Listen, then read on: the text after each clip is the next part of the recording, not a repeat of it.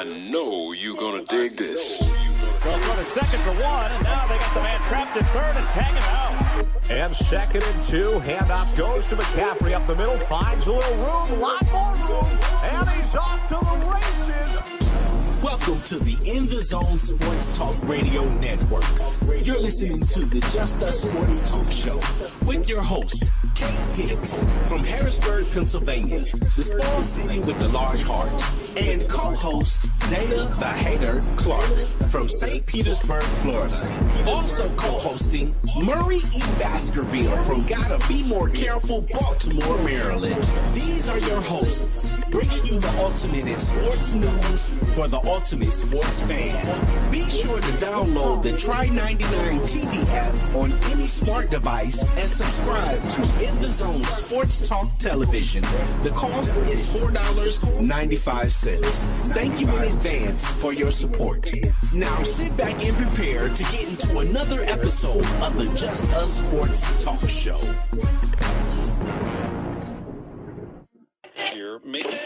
I know you're gonna dig this. They'll go to second for one, and now they got the man. What's up? What's up? What's up? Good day today. First off, I want to say a happy Father's Day to everybody out there. Didn't get a chance to say nothing to you yesterday because, we was doing our thing. We had to postpone the show because it was happening. It was happening. It was happening. Also, I want to give a shout out to one of our co-hosts. My man Matthew's birthday was yesterday. Happy birthday, my brother. Happy birthday. With some sad news, I lost a classmate of mine over the weekend. Really sad. Really close friend of mine. We grew up together. His dad, my dad was really tight. They had part-time jobs together. And we would go to the part-time jobs and chill with them and stuff like that. Derek Arter, very close friend of mine, passed away over the weekend. And rest in peace, Derek. He was my boy. We was high school. You know how, I was the one that could always get the car. And I had one guy that could always get the boom box back then because, we didn't have cassette, the car I had didn't have cassette player in there or 8-track. So we got the boom box and we had to go out and buy 20 batteries for the boom box, right? So we would get our money together, go to the boom box, get our money together, go to the store, get these batteries, as we say them, and put them in the boom box so we could listen to music. My boy Derek would try to take the batteries with him at home. I was like, yo, we need the batteries for the next weekend, bro. You can't take the batteries home with you. I said, plus you got a plug. You can plug your radio, plug your boombox up to, and get power. Well, he's always trying to take the batteries. He's always trying to take the batteries. He was always trying to take the batteries. You know what I'm saying? But it was cool. And we had fun. We had fun with those things, man. I'm telling you right now. We had cassette players. We make cassettes, and we playing our music, and we just having fun. You know what I'm saying? And I'm gonna miss that dude, man. Mo, why you looking at me like that? What is in that? Because I've never called batteries. Yeah, we call them batteries. We ain't call them batteries. We call them batteries. We call them batteries. Sometimes we got some batteries the wrong way. Give me whatever he's smoking.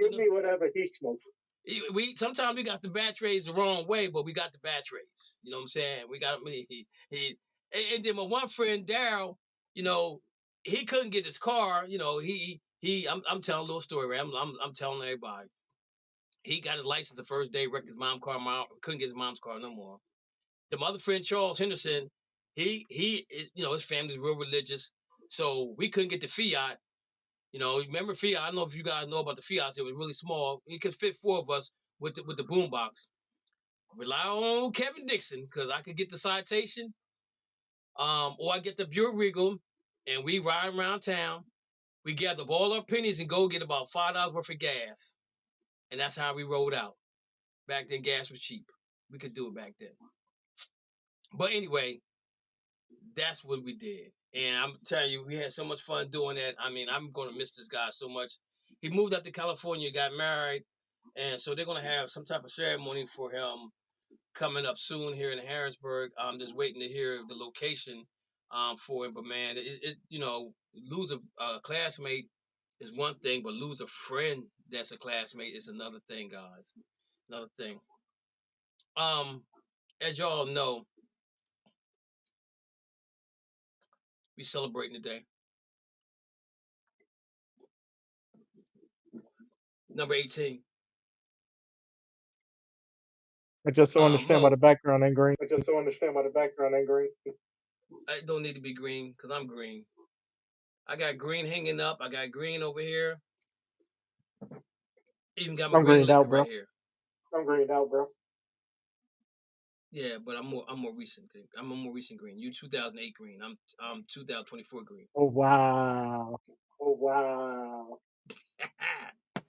I didn't know there Rich, what's was going levels to on, this. brother? Oh yeah. Not too much. What's going on? Hey, real quick, man. Your boy Okay. Ayuk. What's going on with him before we get into the deep conversation? I want you to tell me what's going on with this guy because I'm hearing some things that he might not be. He wants to go to Pittsburgh, and San Francisco ain't gonna send him to Pittsburgh. I'm hearing he might be going somewhere else. What's your take on what's going on with this young man? My take is we offered 26. His agent sent it back. He said he wants 30. He's not going to get 30 no matter where he goes. But he'll be a 49er whether he sits out or he plays this season. If he sits out, they'll probably trade him at deadline. But if not, he'll play for the 14 and either take the 28 that we're going to offer,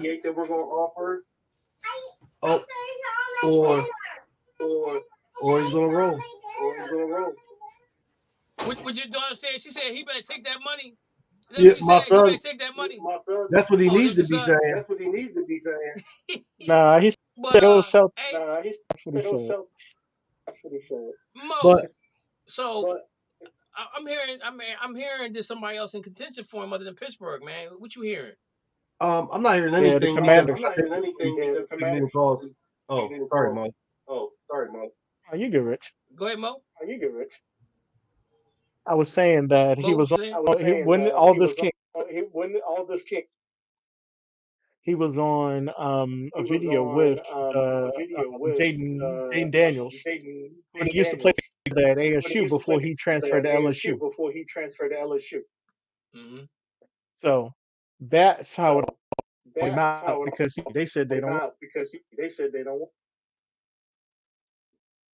So we'll see. I don't think the Well, Steelers going to pay 30 million to get him. Trade for him and pay him 30 million. I don't think we're going to do it. well, I think the Cleveland Browns might be in line too.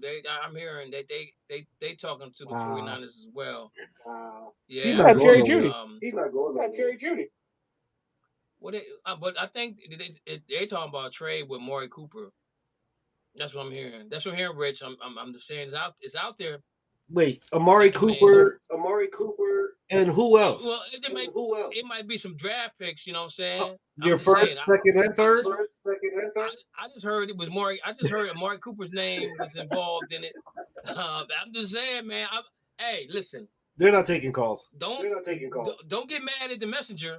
Get mad at the dude that wrote the message. Yeah, I can dig it. I'm not mad at any of them because I mean, 30 million is a lot of money. But he's not going to get. I will 30. say this. Yeah, I will say this though. Yeah, We had a trade with you guys in the draft. It didn't say which wide receiver, but it said we thought we had made a trade, and then you guys pulled out a. Was that for? I think that's for Ayuk Debo. Debo? I think that's for Debo. Oh, okay. For Debo, that makes sense. I don't know if Debo can play in that cold weather. Why not? Well, anyway, let's go ahead and look at this thing right here. We look like we got Curry on the line and we got Dana on the line. I got Dana muted because he's breathing hard. He must be hating on the Celtics right now. He said if Mavericks won the first game, they're gonna sweep them. We just did a gentleman sweep. We said we gonna go back to Boston. We'll handle our business.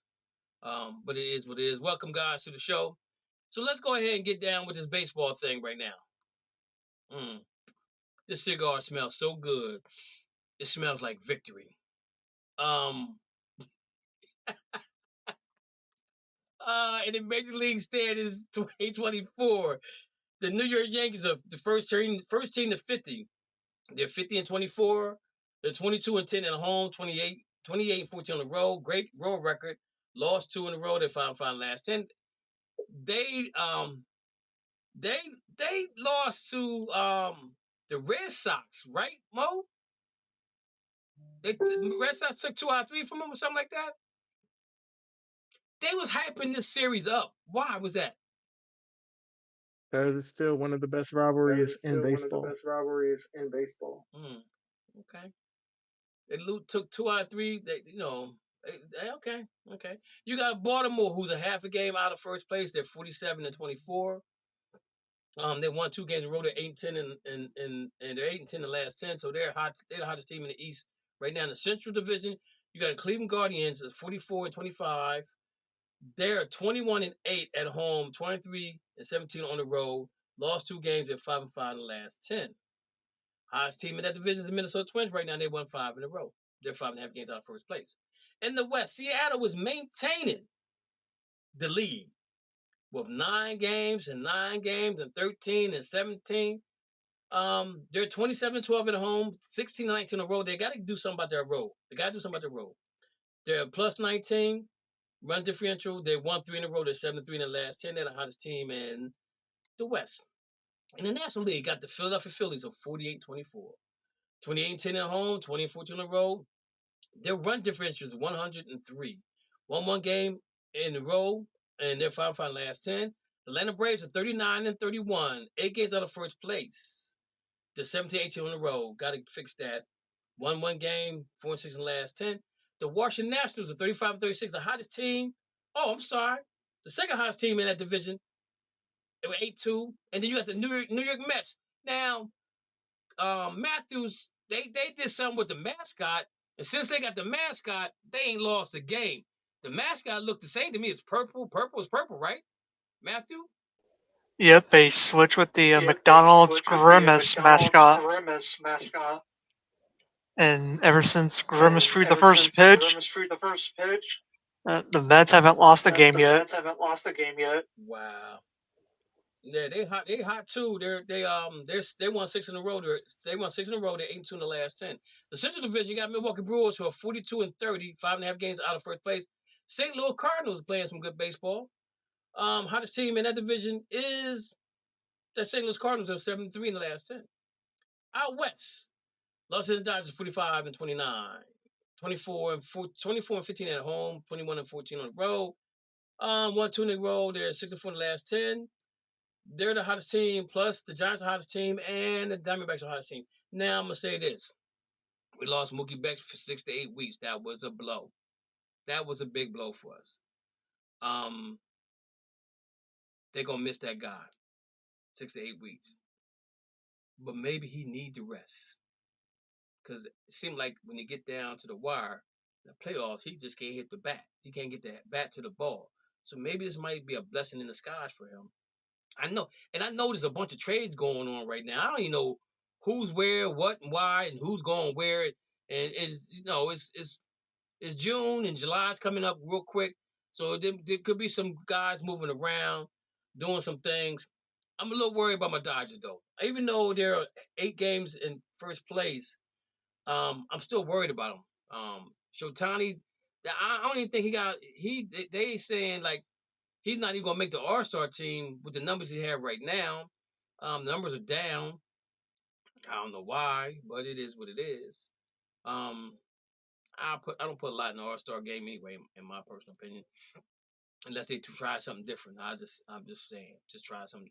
Try to hit a home run and put the baseball in a trash can or something. You know what I'm saying? I don't know. Just fix the thing up. Fix the thing up. Anybody got anything they want to talk about for baseball at this point in time? Anybody? Okay. So, Mr. Sandman got some information he want to pass on. That he's about to embark on, which is a great opportunity for him. Hopefully, take pictures. Hopefully, he gets some. If you ain't got no business cards out, get them the website, brother, so they can come check us out. So, what's going on with Sandman? So later this week, I'll be flying up to Fairbanks, Alaska. And you're probably wondering, why Alaska? Why Alaska? Like, people think Alaska's cold and all that. But during this time, it's nice and warm, so that means it's time for some baseball. And this Thursday and Friday, I'll be up there for the Midnight Sun series, as the Alaska Gold Painters will be playing against the Seattle Studs. And during that series, on Friday evening, they will be playing at 10 p.m. as they call it the Midnight Sun game.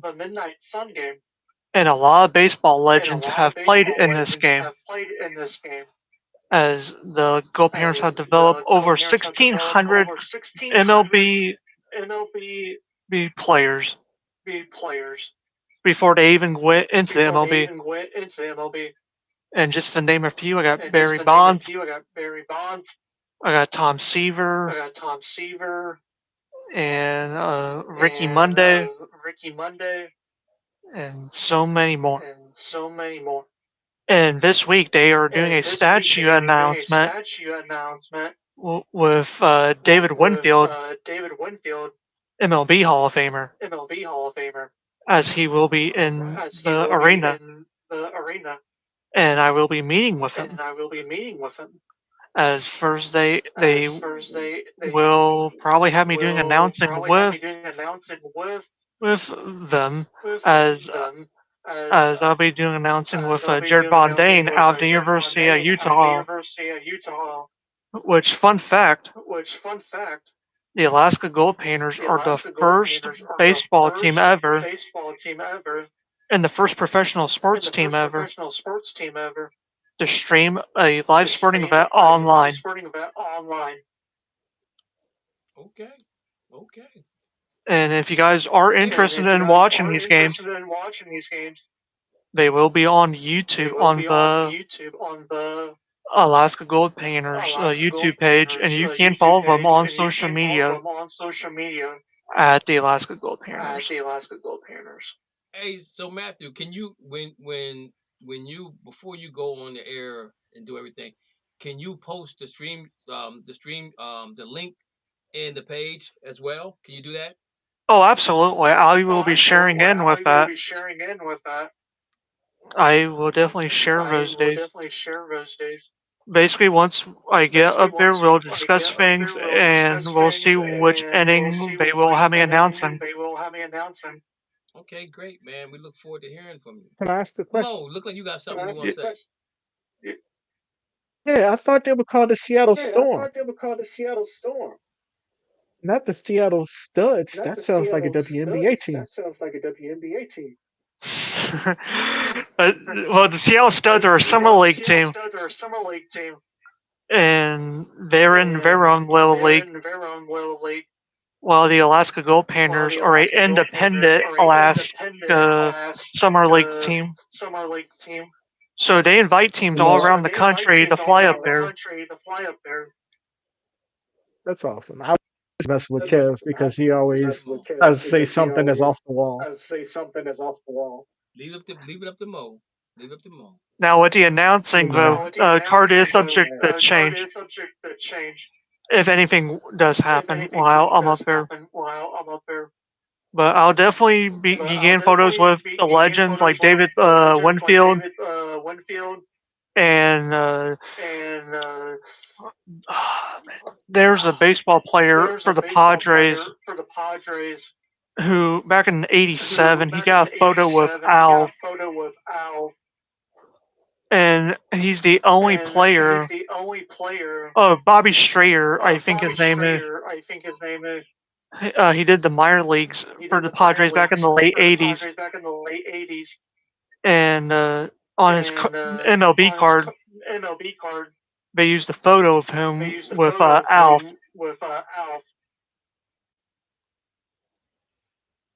All right. Hey, Dana and Curry, how you guys doing out there? Can we get a how you doing or what's going on or? Hey man, doing good on this end. On that end is doing well also. Hey, Dana, can we get a banner 18? Man, throw that crap in the trash. That old participation championship y'all got. Man, get out of here. You ain't go through nothing. You had a bye week for the NBA Finals. You played nothing. You didn't earn it. Yeah, the Lakers won a championship championship this year too. Yeah, somebody posted. Hey, somebody told me that that in season tournament thing 1-0 Boston. I'm like, man, if you don't, I put a slap you in the face emoji on that thing for that young man coming with me with that ignorance. That's just ignorance. That in-season tournament crap don't count. That's just ignorance. That's ignorance, man. I'm telling you, that's ignorance. Yeah, that's terrible. They need to stop that. LeBron should have slapped all the players for jumping up celebrating. Talking about hanging a banner. Stop it, man. Hey, $500,000 is a lot of money. But see, Dane, I'm a real fan though. We don't want to hear that. So we don't need that. That don't count.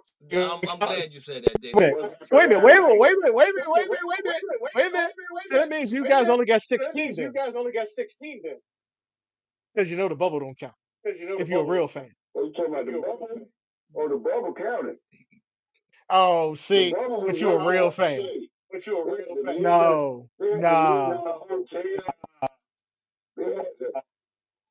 You had nothing. You played against two players, Luka and Kyrie. Everybody else was starstruck to be there. Dude, you got a vibe. Half the team was out with COVID. Man, listen. That's what, now you got nothing to say. Man. During COVID. Yeah, that's why it count. So Dana, let me ask you a question about that bubble title. LeBron came and said that's the hardest title he ever had to win. Man, don't listen to LeBron. I'm just asking you, why do you think that was the hardest title? Because of the conditions. But there was no travel, Dana. Nobody had to go across the country. They was in Orlando, lived in a hotel, walk across the street, and they go play basketball. Hey, who sponsored it? Popeyes or the NBA? Popeyes. The way it's. Hey. That's what I'm saying. I said if the NBA didn't sponsor, you might have a gripe, but you don't have a gripe. The NBA gave it to him. I'm just saying. Like one player gave it to him. Dana, I'm just saying though, because he came out and said that was the most difficult title he ever had to win. And I think everybody on the panel right here don't agree with that, because he had to come out of a hotel, walk across the street to play a 7-game series. Where if it was a different series, that means he got to fly to the east, then fly back to the west, then fly to the east, then fly back to the west. That makes it difficult. Yeah. Staying in a hotel 2 blocks away from when you play don't make it difficult. Don't make it difficult. Whose fault is that? Is that LeBron or the NBA? But do you agree with me? Do you agree with what I'm saying? No. So what made it difficult then? Tell me. Game is a game. But tell us. Game is a game. Okay, I get that, but tell us I what. don't know. I'm saying like this. I don't know what he crying about. When I gotta work, no matter what the conditions are, I gotta go to work. I gotta go put in that work. I can't sit there and say, okay, we'll wait till that stop. Unless the company I work for shut it down. Now the NBA would have shut it down. Then that's it. You got to play where you play. Dana, I get that, but you still ain't answer my question. I don't know what LeBron talking about. He ain't never the day in his life. He just played basketball. Okay. All right, guys. We gonna move on to the WNBA, right? Oh God. Why? Okay. I gotta ask y'all a question. Why are they making this thing out to be Caitlin and Angela Reese? You guys saw y'all saw the foul, right? Because racism sells. Okay, there we go. That's what I want to hear, Dana. That's why I like you as a hater, because you speak your mind sometimes. Last time we couldn't get you to say that. My mind. Hey! It ain't no ifs, ands, or buts about it no more. It's racism. So where do you think the racism is coming from? Do you think it's coming from the Caucasian persuasion side or the African American side? I think it's coming from both sides. Both sides. Okay. So because the girl can't help who she is. She can't help who she is. Y'all playing dirty to her. Y'all trying to welcome to the league. But everybody talking about Angel Reese. But it's not Angel Reese who threw the firecracker that got everybody popping. Diana Taurasi started it. You're not going to be doing that when you come in the league with our players. Angel Reese ain't threatening her to come into the league. Diana Taurasi did that. She set the tone. And the rest of it just fell into place to make it look like, okay, the girl hit her. Whoop-de-doo. So then she hit her. Now Angel Reese hit her. Now it's back to racism. But nobody said nothing about Diana Taurasi set the tone, picking on that girl. So you won't be doing that crap when you come in the league. Do you think Diana Taurasi is jealous of her? Yes, she is. So she crumbling down, and this is the new what's happening. Everybody need to stop and let this girl do her thing. She's a rookie. Let her do her thing. Rich kind of like Stephen A. Smith. Wait a minute, Danny. Wait a minute. Light to you, story. Danny, wait a minute. Danny, wait. Light to your lead. Leave her alone. Danny, wait a minute. Rich, go ahead. Rich, you up in front. What's going on? You sit back laughing. What's going on? Because Diana Taurasi's not jealous. Like Diana Taurasi's at the end of her career. What Diana Taurasi did was trying to message to Caitlin and any other rookie coming in, like this isn't that. Like this isn't college. You're not playing for 18-year-old. These are the best players on the planet. I mean, this might not be NBA, so there may be some really good players over in Europe too. Don't come over here to play. But as far as we know, as far as American basketball, these are the best women available. Not somebody that the coach went out and recruited, their house, them to come play. They didn't call somebody out the stand to come take a roster spot. Like Diana Taurasi's like, you better get ready. And then she gets here, or after that, the media blew it way out of proportion. Like the media is driving this entire thing. Like whether it's from the black side with their racist comments or the white side with their racist comments, the media's driving the entire thing. It's time for the WNBA. Go ahead. Okay, so this is the thing that I'm this is what I heard and I read. They said the reason why they didn't put Caitlin Clark on the Olympic team is because of social media. But the committee trying to say it was about basketball, it was about basketball. It says right here, U.S. Basketball Selection Committee Chair Gene Rosario said they didn't consider anything but basketball when making their roster decision. Now I'm gonna say this to you guys: was the girl that's leading the league in scoring, or she might be second? How do you pronounce it? OG Bonobo? OG Bonobo? Olarique. Don't laugh at me, Mo. Olarique. She said the reason why she ain't playing because it's political. Yeah. Hey, you can mess with my English all you want to. I don't care. English. And if she says that it's political, This is like her second year this happened to her. But she said she withdrew her name when That the was first. second time. But she said she withdrew her name the first time, right? And so she said it's more a political thing than it is anything else. That's why she's not playing. And if you really think about it, though, right? I have not looked at the roster of the WNBA females that's playing. But Caitlin Clark was on the roster as an alternate if somebody got hurt. If it was a guard that got hurt or said they didn't want to play with her, she would be the guard to take their place. I think Boston and Jones were the bigs. If the bigs got hurt, they would be the ones to take their place. But the problem I have, though, is that Jen came out and said it's all about basketball, and it's not. It's truly not about basketball. Because you guys think about this.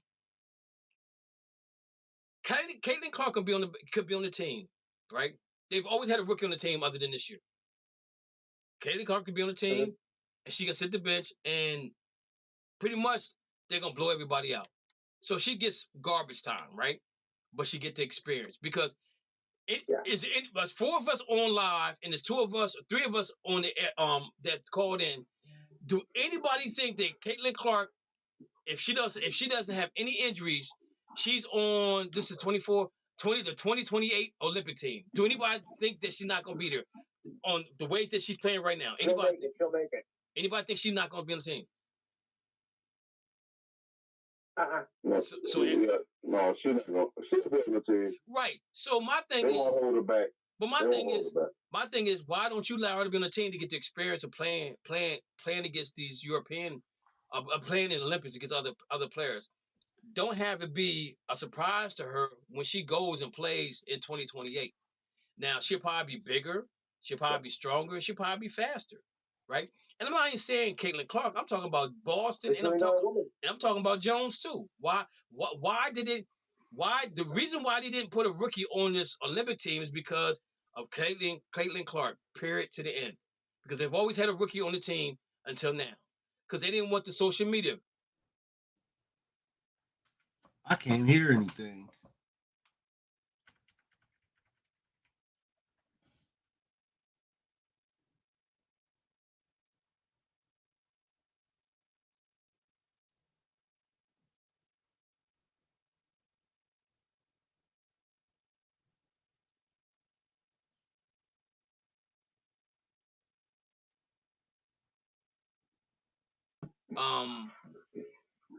What happened? I don't know. My internet went down for some reason or another. So, hopefully Mo and okay, here come Andrew. I mean Matthew. So hopefully you get Mo back on real soon. I don't know what happened with this thing. That's the first time that's ever happened though. But getting back to what I was saying is that sooner or later that the other countries are going to catch up because you have some of those young ladies playing in the United States now. And I'm not saying it got to be Caitlin. It could be Boss. It could be Jones. It could be any of those girls that could be on that team. Why they're not on the team is basically because of Caitlin Clark. And they're saying it was all a basketball decision. It wasn't a basketball decision at all. It really wasn't. And no way they're going to make me believe that was the case with them, with this team. But can I say this? The thing about it is, go ahead. Just real quick. Yeah, go ahead. Caitlin's not even having the best season as a rookie. Oh yeah, she broke some records just recently. What? Turnovers? No, it was something else. They what was it? She did something. Really? Can somebody hit me up with that? Can somebody look that up for me? She just broke a record or something. Because I think she got Rookie of the Week or Rookie of the Month or something. I can't remember what it was. But that wouldn't be a record. No, but fastest player to 200 points, 75 boards, and 75 assists. Yeah, and Alea Boston was named WNBA Eastern Conference Player of the Week. So like again, Boston, look, she's 2013, 3 assists, 2 blocks games from June 10th to June 16th. When the Fever went 2-1. So I'm just saying, I just think that, and I'm not making this about Caitlin Clark at all. I'm making it about the rookies in the WNBA not being on the team. You know what I'm saying? If they want to make it a black and white thing, let them do that. But again, only thing Caitlin want to do is ball. Angel Reese wants the ball. That's all they want to do is play basketball. They shouldn't be baiting these young ladies into something that they shouldn't have to be baited into, and that's what they're doing a lot. If you listen to it, a lot of times they're baiting Caitlin. They'll bait Caitlin Clark into a question, and she's like, like they want to make a stand on certain things, she won't do it. Right? That's just her. That's what she's about. You know what I'm saying? And now they're saying, well, she needs to make a stand on certain things. But Curry, go ahead. You got something to say? Yeah, and I don't have a problem with her not being on the Olympic team because I hear what you're saying, but it sounds like you're trying to put her to the front of the line on everything based on what she's done in college. And you said that there was a rookie on each team previous before now. Yes, there was, but those rookies had a chance to practice with the Olympic team before now, wherein Caitlin Clark didn't have the chance to practice with those with the Olympic team because she was in the NCAA finals. Right. Therefore, she really didn't have the practice with those. So if you're gonna put her at the front of the line, who you gonna move to the back of the line is gonna be my question, because I think every one of those players on there deserve to be on the team. I just don't think that she should pass on everything. I mean, yeah, sure. I mean, some things she's done, but she's already getting the spotlight on everything. I'm not trying to take anything away from this young lady because she has moved the needle when it comes to attention to the WNBA in a major way. Right. But as far as her being jumped to the front of the line on everything just because of what she's done at the collegiate level, that's unfair to the rest of the group. So I'm gonna say this. I agree with everything you just said there, right? But I don't know nobody else, and correct me if I'm wrong, that can shoot from the logo in the WNBA like she can. Shoot the three like she can. Right. They can't sit there and tell me they don't need her scoring. They can't sit there and say I'm just using her for that. I'm just using that as a parable. But I'm going the same thing with Boston, and I'm going with Jones, the other three that were alternate that for the team. Now it wasn't Caitlin's fault that she didn't try out for the team because she was still playing. But again, like I say, who are you going to take off the team then? Which one you want to take off? Well, I don't know who to take off because I guarantee you somebody on that team's not going to get a lot of playing time. They're gonna get some trash time. So why can't she get trash time like everybody else? Because there's no team out there that's gonna beat the United States girls team. Nobody. I don't think. Without Caitlin Clark, they're not going to lose the game. So why she got to have the free pass is what I'm saying. No, I'm not. Right. I'm not saying give. I'm not saying give her a free pass. I'm using her as a parable because I'm saying the same thing with Jones. I'm saying the same thing with Boston. Out of those three girls. So Kevin, I got to keep throwing this back on you and just throwing it back at you. What makes you think that she's so deserving to be there? If you're building such a case for her, because all three that I'm talking about were alternates. They all three were alternates. So that means if somebody gets hurt, if a guard gets hurt, Caitlin Clark's going to the Olympics. If a big gets hurt, Boston and Jones are going to the Olympics, right? They were alternate. And my debate with everybody else was, don't sit there and tell me that she's not good enough to make the team when she's an alternate. They already said she's an alternate. So again, my only thing is right here. If those three young ladies are going to be in the NBA healthy and play in 2028, why not give one of them a chance right now to get the experience? I'm not saying it got to be Caitlin Clark. I'm saying it got to be one of those three. But the reason why none of those three are on the team is because the question mark would be, why ain't Caitlin on the team if you allow another rookie on the team? You know what I'm saying? That's the part I don't like. That's the part I'm saying I don't like, because they're saying, well, Caitlin should be on the team because and then they said her followers will be upset because she's not going to play. Okay, let them be mad, let them be upset. But she's not. She's one of the best players on the team, but she's not the best player on the team. But she's going to be on the bench like any other rookie. Like Christian Laettner, when he made the Olympic team, it was a couple games he didn't see. He didn't take his warm-ups off. You know what I'm saying? But he got the experience of being on the Olympic team because they felt like he would be on the next Olympic team going forward. But we know that Christian Laettner came in the league and trashed it up. That's all I'm saying. I just saying, and I'm not saying they gotta be Caitlin. I just saying, out of the three girls that they selected to be alternates, one of them should be on that team. And if the go ahead, Dana. Okay. Yeah, everybody, like I said, Diana Taurasi, everybody says she don't deserve it. But, like, it's not her fault. She is a star. That's my whole point, too. All I'm saying is this.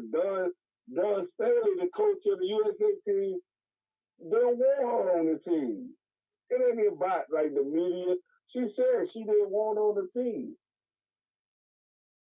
You can look. I got to find the story. Because one of my coworkers gave it to me at work. He said, you can talk about this on the podcast. But I was thinking that you wasn't going to bring it up. Matthew. But Don Staley never wanted her on the team. Matthew, see if you Google that, see if you can find something up for that.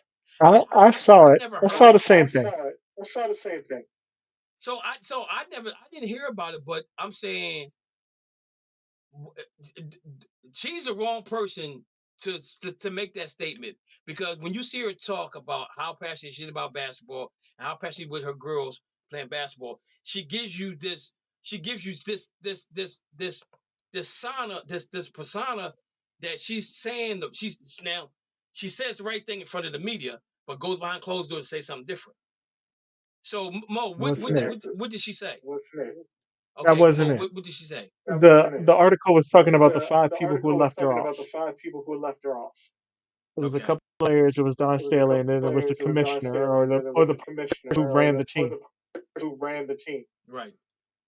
They all said and all came together saying that she was not one of the best 12 players. Which she isn't. Okay, but then why make her alternate? Because there were 5 different alternates.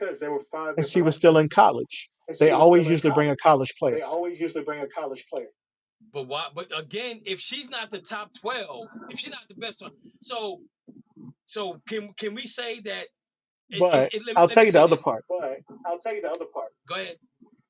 The other part was they were afraid that if they bring her, they would face backlash because she wasn't playing. And that's the part. That's the part I was talking about. And the thing about it is, she's a rookie, right? It would be the same thing if. Do you have the article up where it tells you the other girls that were alternates? I thought it was Boston and Jones that were alternates, right? But again, if you're telling me she's not the best 12 players in the WNBA, so now you're telling me if she's one of the alternates, that she's in the top 20. Don't even put her on the list at all, right? Would anybody agree with that? Why put her on the list if she's not worthy of being there?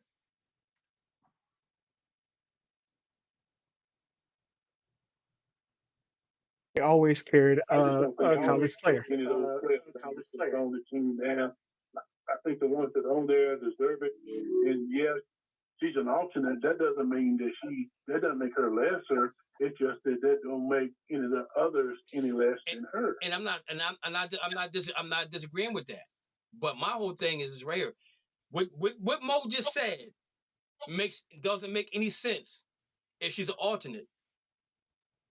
It doesn't really make any sense that she's alternate. And it's all about the people that's following her going to be upset because she's not playing. But if you love the game of basketball and you understand the game of basketball, the reason why she's there is for the experience. The reason why Boston there is because of experience. The reason why Jones is because of experience. It really doesn't have anything to do about her. And then you got Mo, give me her name again. The second leading scorer. I don't want to mess the name up again. Enrique.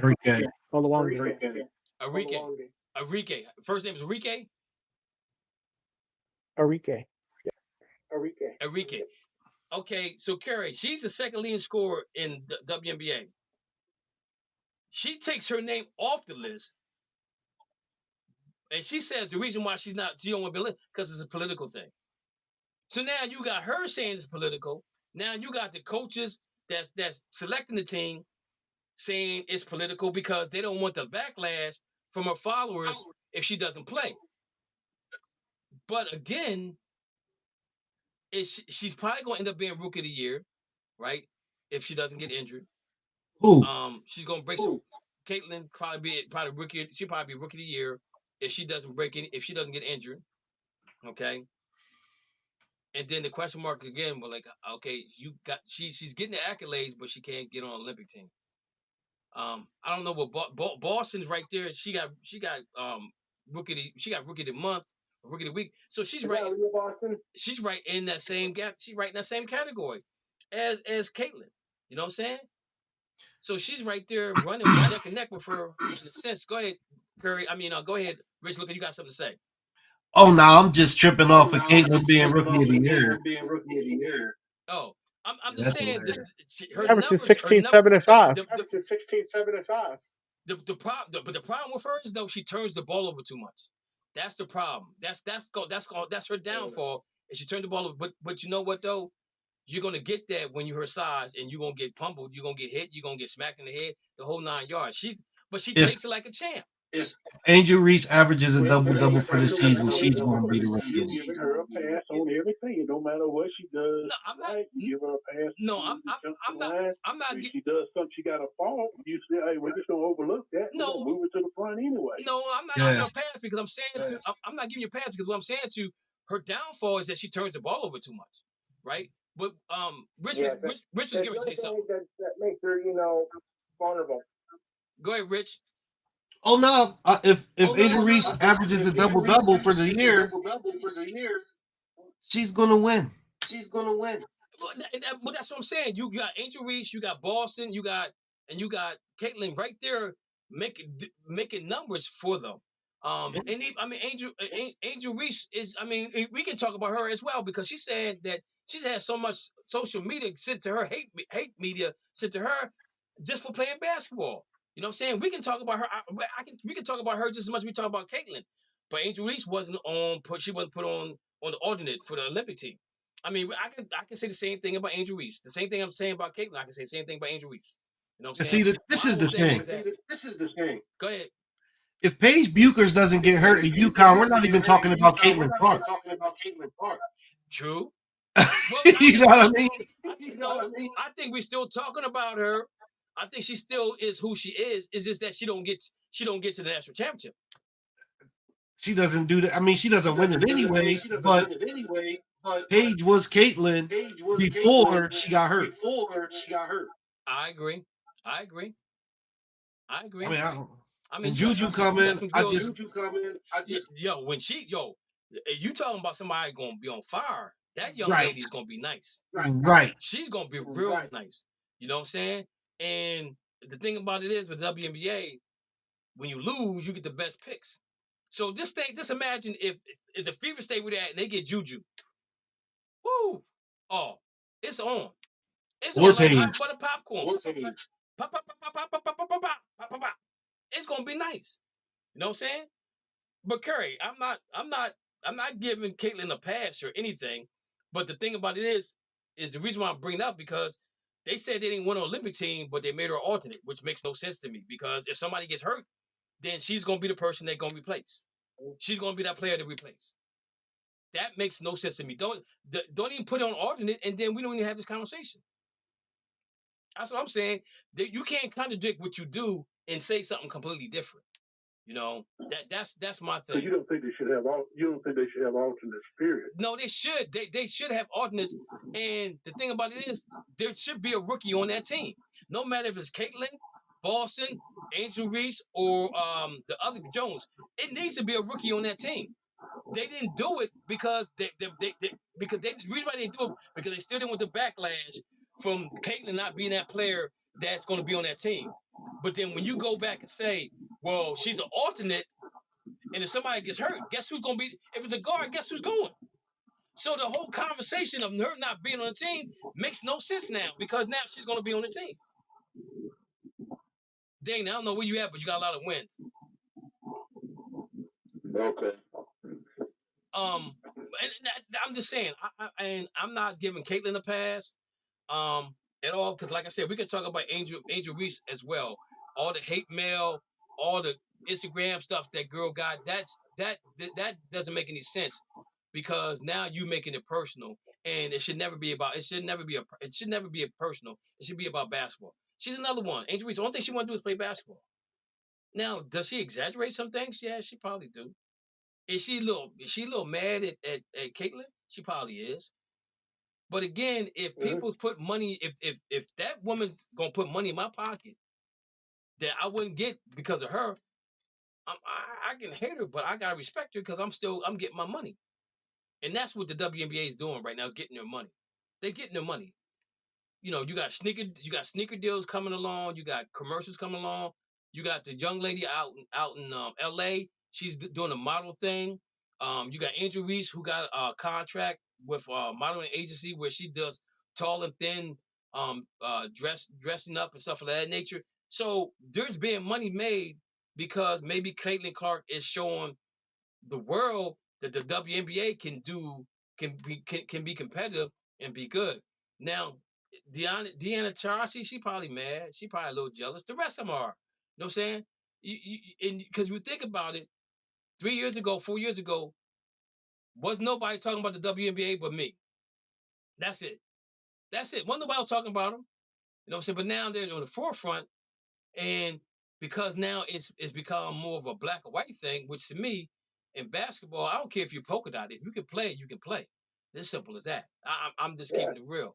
You know, and those people that like Caitlin because she's white, somebody need to educate them. If people hate her because she's white, somebody need to educate them.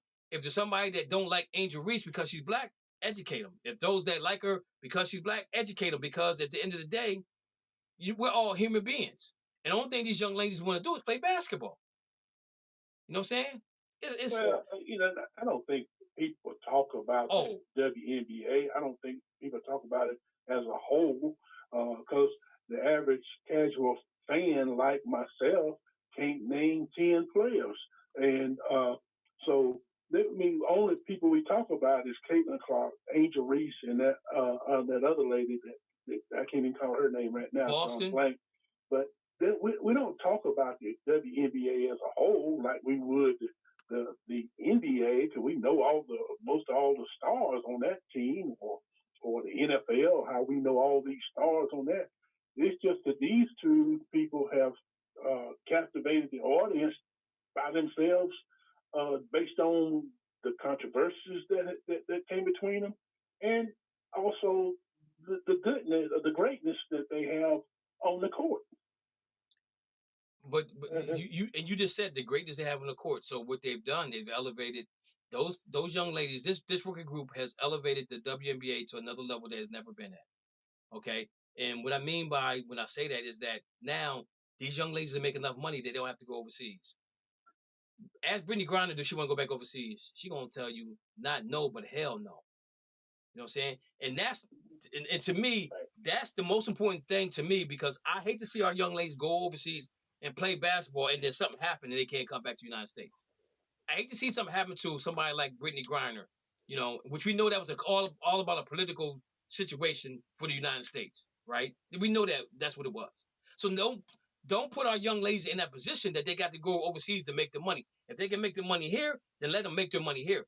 That's the bottom line to everything that when it's said and done, if they're making money, that they ain't gotta go find another job when basketball, that's the most positive thing that I want to get out of this situation is that they don't have to leave out of the United States to go nowhere.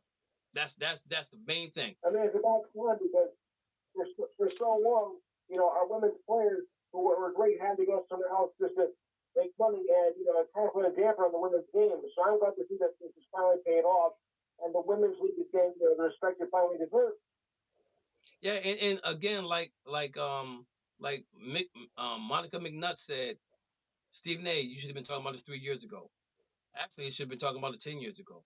If you go back into history of the WNBA, the Houston Comets was balling. They won 4 titles in a row. Cheryl Swoops and no girls. They was ballers, right? But the NBA, but the world wasn't ready for them. You know what I'm saying? And now, 20 years later, maybe the world's ready for them. You know what I'm saying? Because they got a platform to stand on. Again, my suggestion is they start their season in September, play to the end of Thanksgiving, and the NBA picks up from there. Because basketball is a game that's supposed to be played indoors. And in summertime, who's going to watch the basketball game if they're not a diehard WNBA player, or they don't have a cousin or sister or a niece playing? They're not watching that game. Some may take a TV to the beach and watch the game, but they're still at the beach.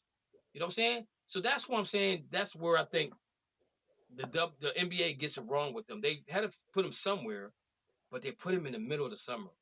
You know what I'm saying? And nobody's gonna watch basketball in the middle of summer. You know, it's just that simple to me. Anybody else got anything for the WNBA? I actually do. Go ahead. So with WNBA actually got a connection with them. They have a TV thing with Ion TV. I'm sure you know what Ion is, where they show shows like your TV dramas and other stuff. Yeah. Buddy of mine, who you might know, Larry Smith. He's one of the main people that run with Ion's pregame show for WNBA games. Okay. And earlier in the week, I was talking to him about how quickly the game has developed, and he definitely agreed. Because he said when he's doing these pre-shows from his studio with the other people that he's doing the show with, like when they're interviewing these players, they're not reading like off the script or anything. They're being like very honest, and a lot of people believe they're reading off of a teleprompter, but they're not. Wow. They being honest, and now they reading over teleprompter. Leave my look. If you're not a WNBA fan now, don't be a WNBA fan. Leave us alone. Let's rock out the way we rock out. Mo, you got something? Got to talk about what Doris Burke said last night. Yeah, I think I missed that part because I was so focused on the game. But what did she said something that didn't make sense? But go ahead. But So what had happened Porzingis, was right? this got hit, fell down, Oh yeah. and Doris Burke said, "Oh, if that was Caitlin Clark, we'd be talking about it for a week." Yeah, see, I remember her saying that. Caused a debate for a And week. and, I was just like, and everybody Doris, got not a dude, not a dude. Doris Burke. That's a fact. I was that was crazy. cracking up because I'm like, she's the only one that can get away with it. And they got And quiet ain't there for a nobody minute 'cause said nothing. I bet they looked at each other like, yo, why would you say that now of all places? You know what I'm saying? Yeah. All right, guys. So Because Doris is probably sick of it. ESPN, the most race baiting network besides Fox. So, I was about to say. all right, so And CNN. guys, so next question, guys. Hey, let me hit you up with something real quick. Go ahead. I just want to give a shout out to the Florida Panthers, who I expect to wrap this thing up tonight.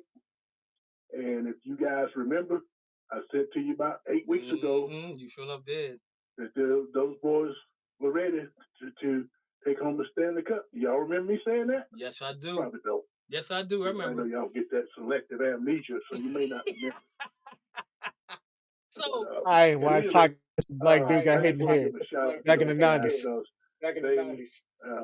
They're about ready to take their first Stanley Cup, and it probably will happen tonight. I don't know about that. And the thing about it is, though, is that I don't know if you saw the post that Matthew posted in there. There's a guy that's on the Panthers that went to school with Jason Tatum. That's on the Panthers right now that could knock this thing out the box as well. Matthew did give me his name. What's his name again? Really, Matt gave it to you? Matt Kachuk. Matt gave it to you? Okay, I remember that. Matt, was it Matt Kachuk? So that's Kachuk, Matt. So so Mo, I think that's why they went down to Florida to party with my man before they played tonight. No, they went down there to party. That's what they did. I know. Hey, watch. You're There's gonna be no at the doubt. game. They're gonna show them on TV. Edmonton is going to win 4 straight. No, they're not. It is so hard to win. They got to win 4 straight. They got to win 3 straight. Well, I guess they do got to win 4. They already won 1. Well, they already won 1. Yeah, but you know what though? Florida, they said we're gonna do it at home, like Boston. It's like it don't even matter no more. It don't matter. I don't know about that. It don't matter. You do it tonight. Lou, what you saying? Lou, what you saying? What's gonna happen tonight, Lou? Well, okay, look. In game 3, I know that Florida was up considerably 4-1, but Edmonton was roaring its way back and were this close to tying it up. And then game 4, they blew out Florida, embarrassed them 8-1. I think I might see a little bit, of a tide turning here. I mean, I think the Oilers might be making themselves competitive, and this might go to lose game 6 on Friday. I wouldn't count the Oilers out yet. I'm counting them out, like down. 10 count. 10 count. How much did Boston lose in game 4 by? 38, I think it was. Hey, listen, guys. I'm gonna tell you on that game. I'm gonna tell you what I did. Like Jaylen Brown said, I turned it off and watched Harry Potter. I watched Harry Potter. I said, I'm gonna do like Jaylen did. I'm gonna watch Harry Potter for that whole week he was off, Dana. But yeah, I think it's Can I say over. one thing? Go ahead, Mo. Go ahead, Mo. Donald for sure got hurt. Got Marty McSorley before 9/11. Say what now? Donald Bashir, the black dude that got hit in the head by Marty McSorley, happened before 9/11. Okay. That's the last time I watched hockey. It's been that long. He said Bashir got hit in the head with a stick. He said that's the last time he watched hockey. Oh, okay. Yeah. And that was before 9/11. I was watching hockey when C-Band was playing, and now he's just announcing. But he got moved around all the time, and they said he had an attitude problem. I don't think Curry. Do you think he had an attitude problem? I just think that he was a good hockey player. What's your thoughts? Hey, I like them players like that with that dog in them, man. Mm-hmm. Whether they on basketball teams, football teams, hockey. But hockey is a real sport anyway. And I like hockey because you can slam a guy and you get up and finish the game. Football, you touch a guy, man, they ready to find you and do all this old crazy crap, man. Speaking. So hockey kind of like Can I speak on that? auto. Can I speak on that? You like to see them wrecks. Yeah. I like to see them fights. Okay. Can I Go ahead, speak Mo. on that? Can I speak on that? Go ahead, Mo. It's because hockey's a predominantly white sport. Predominantly white sport. That's why they can So you fight. saying because That's why they can fight. So you telling me if it was a black guy, if it was predominantly black, they wouldn't allow him to fight? What's the thing? That's part of hockey, though. They're not gonna have no black dudes black beating up dudes on no white boy, Beating up on no white on boy. skates with skates and sticks. Hockey's not necessarily a white sport. They got especially in Florida. especially in Florida. Oh man, look. Let me tell you something about Florida. Friend of mine told me you gonna move to Florida. I said you gonna wake up, you're gonna be a slave. I said I can't do That's that. crazy. I can't do That's that. worse than the Seattle Studs right there. He just tried to one up me right there. Dana, I'll see you care packages when they tell you can't leave the plantation. Not Dago. Hey, Mo. Well, they Gary, I have that walk with Hey, Mo. Yes, Matthew. Hey, real let's quick, let's guys. let's cut this off quick. Matthew got a question. Matthew got a question. Oh, go ahead, Matthew. Guess what percentage of NHL hockey players are black? I would 7%. say 7%. I would say say 25. I'm gonna say 25. Only 3%, as there's currently 26. Like 25? There's only 26 players. Good number out there. Hey, What you think? There's a lot of black Canadians? Right.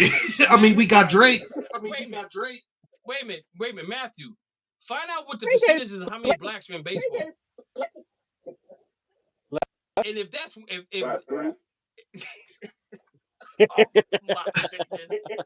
Hey, we got Shay. Shay's a Canadian. Mookie. Oh, okay, I got it. Yeah, who else? I got it. Wait a minute. Go ahead, Matthew. 6. Wow. And that's in history. So, but now, so if you say 3% in hockey, that means their teams don't have any blacks. Look up jockeys. In baseball, Look at jockeys. In baseball, it's the same thing. There's teams that don't have black African Americans on them. That's crazy. That's crazy. But you know what? I'm gonna say this right now. Baseball for my essay partner. I'd rather play baseball than hockey any day. I think my lifespan would be a lot better. I'll have to worry about no aches and pains, and I'm gonna have all my teeth. Mm-hmm. I'd rather look at white cornerback. I'd rather look at white cornerback. So Think you probably got two. Speaking of fines, And I'm talking about two people, not percentage. Not percentage. The Atlanta Braves got hit with a fine for tampering with Kirk Cousins. How in the world did Philly not get a fine for tampering with Falcons, Barkley? not Braves. I said Falcons. Atlanta Falcons. Did I say the Braves? I'm sorry. You said the Braves. You said Braves. Okay, Atlanta Falcons. You got to get the Braves, Kel. Atlanta. He cooking up that hate. He cooking up them hate burgers on them Braves. Oh my I God! told you something's in that cigar. The Atlanta Falcons got fined, right? They got fined for tampering with Kirk Cousins of all players. Kirk Cousins, really? But Philly doesn't get fined for Barkley, and we knew way before free agency where Barkley was going. How does that happen, guys? How does that happen? Oh. You knew Barkley was going to Philly? Yes.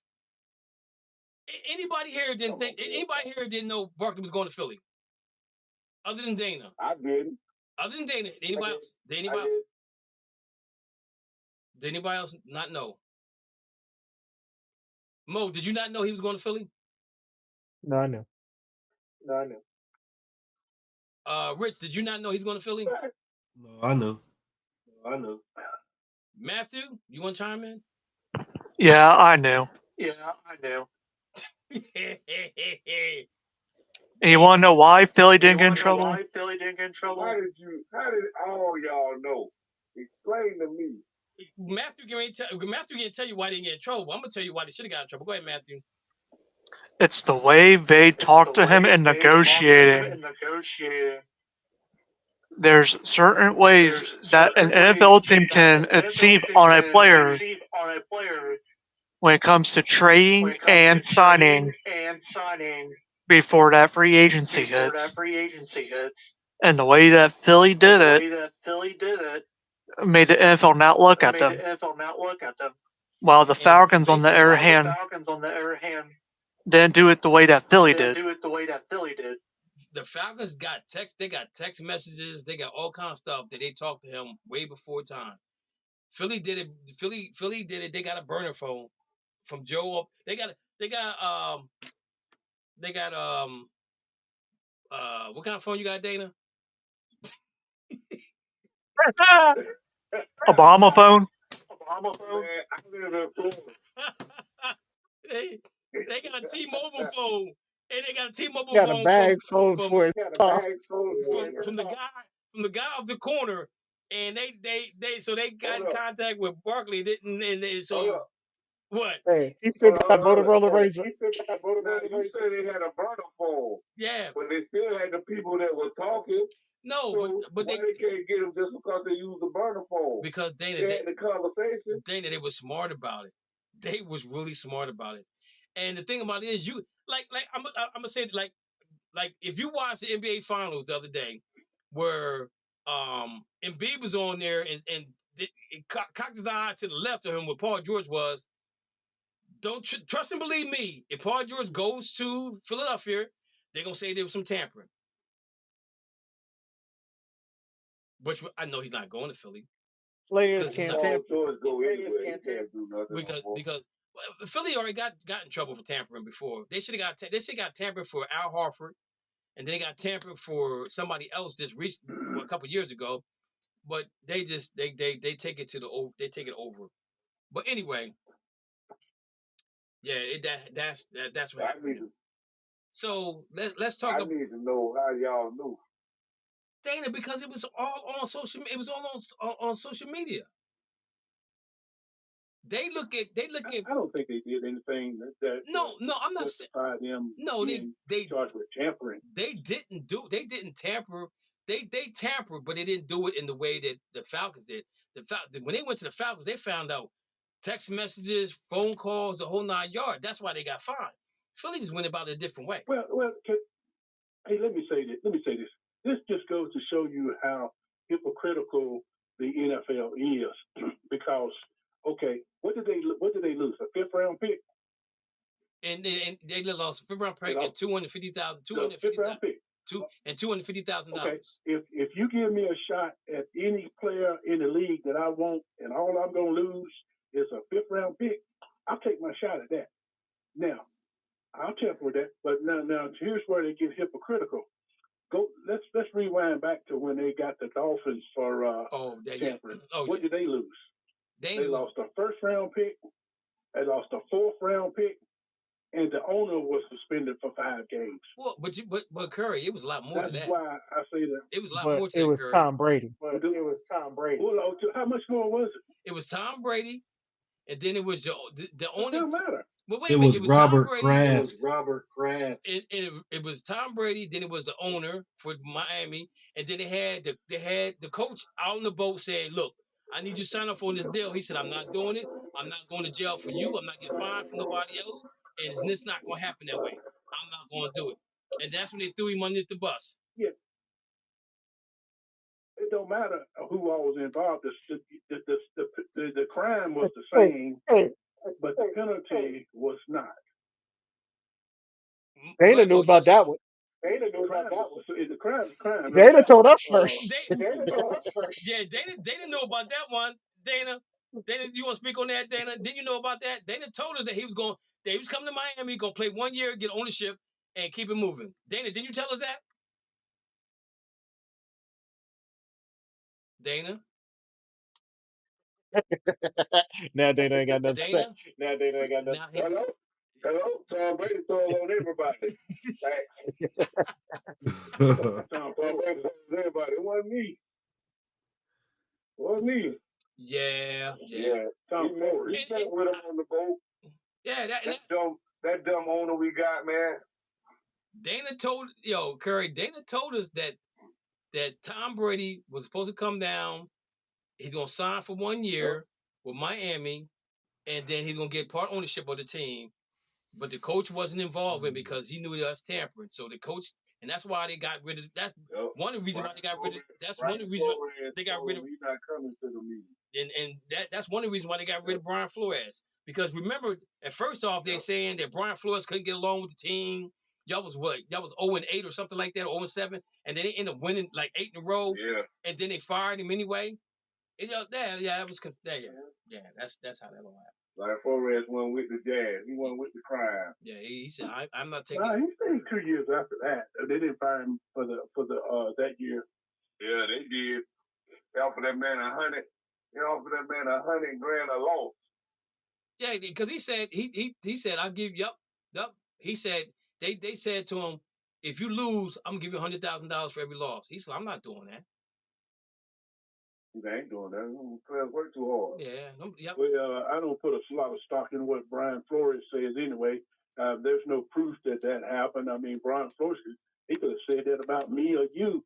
That he don't have any grounds to back it up. That was what I'm saying. Oh no, I don't put any value in what Brian Flores said. I think he has tape on that. I think. Well, the thing about this. He had tape. He recorded it. Yeah. And the thing about it is. I don't. Let me tell y'all something. Let me say, if he would have had tape on that, the NFL would have made him lose his ownership of that team because that would have been the word I'm searching for, jeopardizing the integrity of the game. And they would have pulled his ownership on that. They didn't have that. No, they didn't have that. They didn't have that. The owner he wasn't showing up, man. He told the owner he wasn't showing up. He had proof. He had witnesses. No, there were no tapes though. I guarantee if he'd been taped, he would have lost that ownership. Hey, Dana, you got some homework for next show. You got some homework for next show. I do. Okay. I remember that. Yeah. So we're gonna move on. Cause they thought he was through. Then Mike Tomlin, great friend he was, hired him as a defensive coach, like an assistant. Yeah. Now he in Minnesota, I say now. So we're gonna move on, and we're gonna talk about me and Mo's favorite subject right now, Banner 18. Oh, I don't want to talk about that. Yeah, we're gonna talk about it. So this is the top of the show, man. No, about that junk. We leave it. We save the best for last. So I'm hearing through social media that we ain't play nobody and we're not that good. And Dana said at the beginning that if they win the first game, they're gonna sweep us. And then after we won the first game, Dana got quiet. His T-Mobile stopped working. Luka. Didn't hear no. Kyrie couldn't beat that 8. Didn't hear anything else from him. But my concern during the whole season, and Mo can contest to this, was my issue I had with them was close games, not winning close games, having 20 points and blowing a 20-point lead. Those types of things were my major concern with them. Okay, but then I came back and I said I need to see them step up to the next level in every series. And I'm not talking about the offense. I'm talking about the defense. And when you have 5 guys committed to playing defense, like them 5 guys or them 7 guys, I mean, and if you think about it, Hauser played defense. I was shocked to see Hauser play defense. But you got 7 to 8 guys committed to playing defense like that. Your chances of winning goes straight up, regardless if they struggle shooting the ball in the finals or not. I don't care about offense. I care about defense. And that was my main thing. But people said that Luka was the best player in the series. I beg to differ. Well, they what? I beg to differ. Um, and I think what motivated Jaylen Brown the most was not being put on no NBA. How do you have a better season this year than you had last year to get $300,000 and make the All NBA team, second team, and you don't make the All NBA team this year? I'm confused. I'm Wait a totally minute. Wait a minute. confused. So Wait a you're minute. saying 300,000 or 300 million? 300 million. 300, I meant to say 300 million. There is something in that cigar. Yeah, it is. It's called victory. That But works. I'm saying he makes 300 million last year, gets on the All NBA team, has a better season this year, don't get selected for nothing at all. I call that hate. I call that NBA hate because you know why? They saying Boston can't lock nobody else up because they gotta give Jason Tatum their money. They ain't gonna be able to lock up Derek White because they gave all their money to them guys. Watch it happen. Watch it happen. But the thing that made me mad, well, didn't make me mad, but made Jaylen Brown mad. Oh, I didn't make All NBA nothing. Okay, I'm gonna show y'all something. I'm gonna show you who the guy I can be, right? And he D'd up and he played offense. I hate when they say a three, what was they call it? A two and D, 3 and D, or whatever. This nonsense they come, the social media come. The dude, when you play basketball, you're supposed to play offense and defense. It's simple as that. Get rid of why Isaiah Thomas. Should have so told that to the so Isaiah do it. Thomas that played for the Celtics. Okay, he And don't Kemba play. Walker. He was next to Kyrie. It was Kimba, Kyrie, and Isaiah that was last in defensive ratings when they played when they played for the Celtics or whoever. They ain't play defense, right? We know that didn't work. But the thing about it is though, you got to play offense. You got to play defense. You know what I'm saying? The only thing you got to do, like Doc Rivers said to Jamal Crawford. He said, I know you're out there to shoot, but can you play just a little bit of D? He said, okay. And the only thing I do is move your feet. That's all you gotta do is move your feet. And if we watch basketball right now, how many guys get down in the stands and play that type of defense? How many guys are looking at the waist? You know, looking where the waist going because in basketball, if you look at the waist, you know which way they're going. Right? We don't see that too often. We see more guys offensive minded than they are defensive minded. But the thing about it is though, every team that Boston played in the playoffs, when we started out with Miami, they said, well, Butler's not playing, so that's why we lost. I mean, that's why we won. But you know what happened with Butler is he got low management and he couldn't bring his body up to task. Well, I mean, he played low management, but the way he got hurt is a freak accident, right? But it is what it is. Okay. Then we played Cleveland. We know Donovan Mitchell was on low management. He gave him 2 good games, and he was sitting out because his knee wasn't right. Right. The only team that Boston played that had a full And Jared Allen was out too. but Jared Allen was out prior to that, but he was out for serious reason. Mhm. But you look at the Pacers, the only team that when my man got Halliburton hurt, was out the last 2 games. Right, but I still think Boston wins that series. They might not win it in 4, but I think they win that series. Right. But Boston led the league and led the league in they were 1 and 2 in off in defense, offense, and they were second and third in rebounding.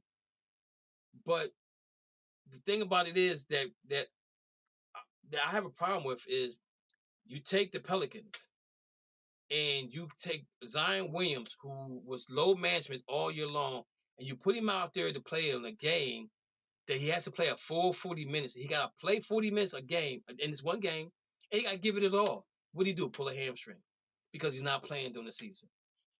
Same thing with Kawhi Leonard. You know what I'm saying? So I don't want to hear people tell me they had an easy road to get to where they get to because they was in first from the beginning to the end. This is the first time in God knows how long that the team with the best record won the NBA title. You know what I'm saying? And the question is, the question is this right here: can they repeat? I think they can repeat. Already on the board. But It's already on the board. it's already on the board. I think he can. I think Boston can repeat. But the thing about it is that Porzingis got to stay healthy. He has to be healthy. You know what I'm saying? Um, Mo, give me your take on the Celtics. Okay, so at the start of the season, we traded two of my favorite players, Marcus Smart and Time Lord, but we brought in Porzingis, an upgrade over Time Lord, and Drew Holiday, an upgrade over Marcus Smart. Drew Holiday is exactly what we wanted Marcus Smart to become. And Drew Holiday became a better three-point shooter playing for the Celtics. People said, why did we give Drew all that money? We saw it in the playoffs. Drew is the man that steps up and does everything else that you need. He can score, he can rebound, he can play defense. He's the perfect complement to Brown and also Tatum. But the one thing that I saw in the playoffs was Okay. Tatum deferred. He took the double teams and passed out of it. He didn't take all the hard shots that he always had to do. He and Brown did that. They trusted their teammates. That's why they led the team in assists. So let me ask Y'all you were guys. loaded. Let me ask you. Let me ask you guys a We were, question. but still, Do you think? Oh, that definitely they definitely was loaded. But the thing about it is, I'm gonna go back. I'm gonna say this. I gotta give Danny Ainge credit because he definitely what's the word I'm looking for? he stockpiled. Oh, He I can't think of stockpiled. the word right. No, oh, I can't think of the word right now. But when they got Jaylen Brown, I remember them getting Jaylen Brown, and I said, "Well, who in the devil is this dude?" So I go back and I start looking at film in Cal. I said, "Okay." I said he plays good defense. I said he got a kid and play, but he got to cut that down because that's wind resistance. He's going down the court. You know what I'm saying? He can't get down the court fast enough. So get that cut down a little bit. You know what I'm saying? He comes in the league, and they're in the playoffs with him, right? And so now he's tasting this. He's tasting the playoffs. Then they go and they say they they do the 52 fake out for Philly to give the number one pick to get a draft pick and get Jason Tatum at the same time. That's what Danny Ainge did, right? So we gotta give Danny Ainge credit for that. But we're gonna go back a little bit further because the way they got those picks was the Brooklyn pick with Kevin Garnett, Paul Pierce, and the dude that played Jason with Terry. Dallas, the point guard, Jason Terry. That's how they end up getting those picks, right? So you gotta give Danny Ainge credit. So Danny Ainge steps off because there's some issues with him in the front office. Some of the players ain't really feeling him like that for real, for real. You know, I remember when they got to the Eastern Conference Finals against Cavaliers, and Jaylen Brown walks up to him and said, "Yo, are we good to that team from 1986?" He said, "Stop right there. Why are you asking me that question? I played on that team, so I'm gonna tell you no." You know what I'm saying? And he was truthful with him. But there was something going on with Danny Ainge and them, and that Danny Ainge stepped aside. Brad Stevens comes in and becomes the GM, right? We didn't know what we was gonna get for Brad Stevens, but Brad Stevens knew enough from Danny Ainge to get the trade that he got for Porzingis. And just think about this, guys. If Brogdon doesn't fail his physical, we probably don't even get. We probably still get. We still get Porzingis, but we might not have got Marcus Smart. I mean, we might not have got Drew Holiday. True. You know what I'm saying? So it Yep. all fell into place. So when they got Drew Holiday, which I'm gonna say this, if I'm Milwaukee, I'm not giving up Drew Holiday for Damian Lillard. I'm giving up. I would give up Middleton before I gave up Drew Holiday because he stayed injured. I'm giving up every draft pick I possibly could to keep Drew Holiday there. Because when you sent Drew Holiday to Portland, somebody was gonna grab him up quick, fast, and hurry. You know what I'm saying? And them dudes got on the phone, text him like, "Yo, come on to Boston, come on to Boston."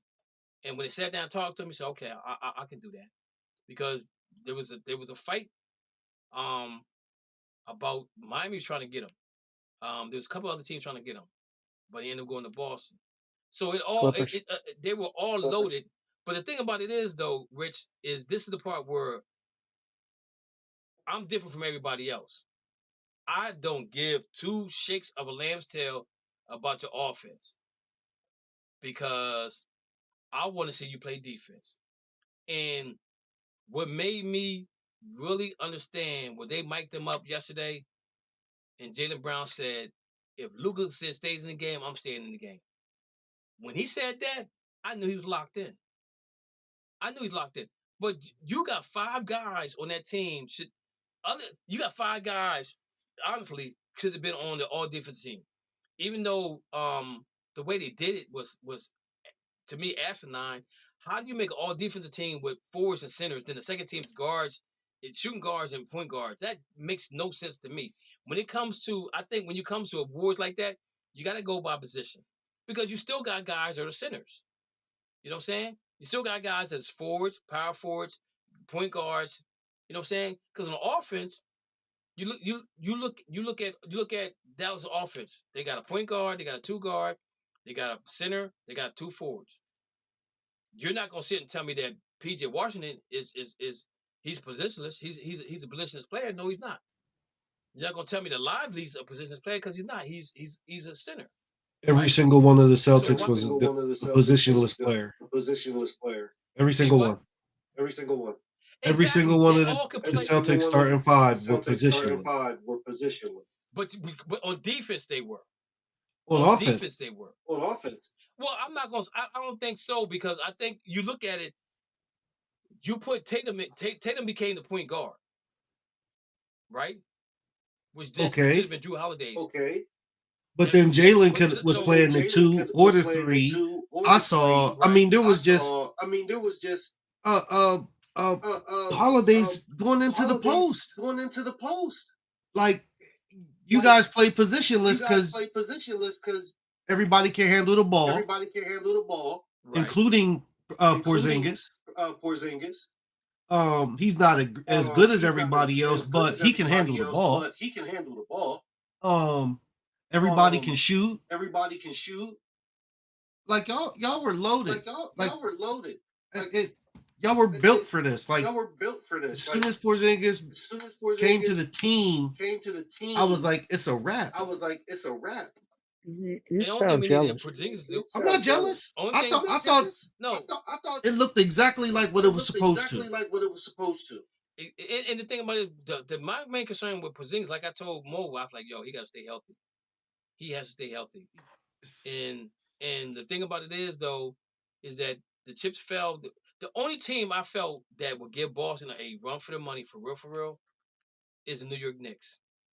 Because New York just keeps coming and coming and coming and coming and coming and coming. You know what I'm saying? And they're gonna be even hungrier this year coming up because now everybody understand what they're about. But they're not gonna sleep up on nobody. They're not gonna sneak up on nobody. Now there is talk of um Julius Randle may not be there this season. Um and it looked like they're talking about a 3-team trade with them, the Pelicans, and um the Heat. I mean not the Heat, the Suns with Kevin Durant. But the Suns said they want to run it back because some guys only had 40 games. They only played 40 games together, right? But again, though everybody on that team got older, they're a year older. So I don't know if you're still gonna get that running back part of it with Bradley Beal, because he's that guy that they need him to be on the floor all the time. He's not. But if New York were to get Kevin Durant, that's a nice piece. You look at Philly, they're talking about going after Paul George. I'm gonna say this: if Tobias Harris leaves there, and go somewhere in the East, I think he's gonna turn out. I don't think that Philly has ever knew how to use that guy in the right way. I just think that he can create his own shot. Um, but he never gives you a four. He never gives you 4 quarters of basketball. And if you think about it, you have Maxey there, you got Embiid, and you got to bring somebody else in there. And I think if you bring Paul George in there, social media or analysts say that makes him a contender. I don't think so because Paul George is older. He doesn't. And if you're going all in, then you don't go for Paul George. You go and make some trades to get Kevin Durant, somebody like that, who's definitely a scorer. You know he gonna give you buckets. But I can't trust Paul George because Paul George is another guy who did load management. You can't even really trust Embiid. I mean, this guy's going to go to Olympics and play, and Philly's okay with that. But he couldn't even finish the season healthy. But he's going to go to Olympics and play. Make that make sense to me, you know. But again, like Rich said, it was the picture was painted perfectly for Boston. When they got Porzingis, and then when they got Drew Holiday, when that trade went down for Drew Holiday, I was like, it was over. When we got Drew, I said it had to be over. And Drew Holiday just played his role the whole season until it got to the playoffs. And like Mo said, they paid him all that money because of what he did in the playoffs. You know, I love that Al Horford finally got him a title. This puts him in the Hall of Fame category because he got 2 national titles and he got an NBA title. So he's in the talk for the Hall of Fame. The only person, in my opinion, and Mo, you can disagree with me on this if you want to, is I feel sorry for is Marcus Smart. That dude, I really feel sorry for because he was right there. He was right there, you know. Why do you And I'm feel sorry saying for him? because he Because was he the didn't get a heart of the ring. team. Because he didn't get a ring. He didn't get that ring. He didn't earn it. No. What I'm saying to you is that I think again, if they could, if they would have go back, if they would have went back, I don't think that I don't think they get rid of Marcus Smart. I think they might get rid of Pritchard maybe to keep Marcus Smart on the team. And I'm just saying though, I think that and if you listen to Brad Stevens, that was a hard trade. That's a hard trade for him because he knew that Marcus was the heart of that team. But at the same token, though, Jason and Jalen had to step up, and somebody needed to be the leader. Jason is not the leader. Jalen Brown probably is the leader. He's probably the dog now. Jason's gonna sit back. He say what he want to say when he want to say it, but Jalen is the dog. And not that Jalen wasn't doing it when Marcus was there, but Marcus was the one that was always saying what didn't need to be said. At times we need to have a team meeting because you guys ain't doing what you're supposed to be doing. Y'all not sharing the basketball. You're not doing this. You're not doing, you know what I'm saying? So when they got rid of him, that made them grow up and be leaders. And so that's why I understand that part. But from a fan's point of view, I feel But you sorry have for Marcus. you have Al Horford in the locker room. And he's also, being a leader and helping to mold them into leaders. Like you could have gotten rid of Marcus Smart a few years ago, but there was just nowhere to go. But Marcus Smart he was drafted by that team. That's the difference between him He and was the Al. heart of the team. I mean, When was Al, he? yeah, he definitely. Yo, He was the they heart. tell you. They just won the They title will without him. tell you. But see the thing about I'm Plus, we saying had Drew Holiday. as far as So was he the heart of the Drew Holiday. team? He I'm saying was. what I'm saying about Had what I'm saying change. about the heart of the team is he's the one that kept them engaged as far as what they need to do. And then Al Horford does it, but from a fan's point of view, they drafted Marcus Smart, right? Yeah. And they went through every point guard before they made Marcus Smart the point guard. When they made Marcus Smart the point guard, they finally got to the finals and they lost, right? Mm-hmm. Did Marcus Smart do some crazy stuff? Yeah, he did. Like that double pump in the corner against Miami, where when White came and made the layup, Marcus Smart wanted to be that dude, and he never could step up and be that dude. Now he's done it before, but that was supposed to be Jalen or Jason doing that. You know what I'm saying? So that's the only thing that I get that I think that they moved away from. But I'm always gonna love Marcus Smart. To me he's one of my fan favorites.